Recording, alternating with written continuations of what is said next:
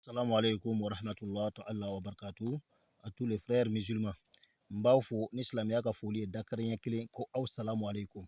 Ni menne maître Badra Ali ye nan beni ala to ba kelen ko munu di awma bi. Ala yɛrɛ jaatiga koso akira jaatiga koso.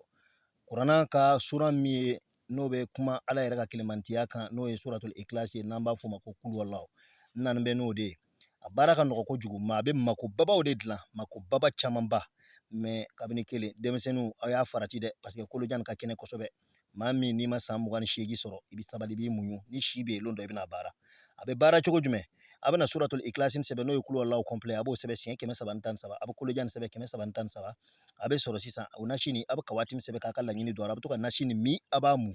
a bɛna wusuna ɲini o de ye sandarusu nin ye sandarusu le y'a wusuna a bara a pakɛni tɛ tɛmɛ darisi 200 kan a bɛ to k'o jeni wagati min na n'a bɛ wurudili kɛra n'a bɛna wurudi kɛ a bɛ suratul ikhlas yɛrɛ le wurudi siɲɛ 1000 n'a tilara ale la a bɛ sɔrɔ ka kolojan wurudi siɲɛ 4000 ani siɲɛ 352 lon bɛɛ a b'a kɛ ten fo tile 7 a ka ca ala fɛ an mako bɛ dilan ka kɔn tile 7 nin ye inshallah bi urmatil qur'anul karim n y'a d'aw ma ala min jaatiga kosɔn n y'o ala ba in dari n'a y'a baara ala k'a jaabi aw ye bi kun fayakunu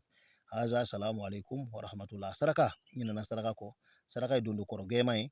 o dɔrɔn dama de b'a saraka ye inshallah ala k'a jaabi assalamu alaikum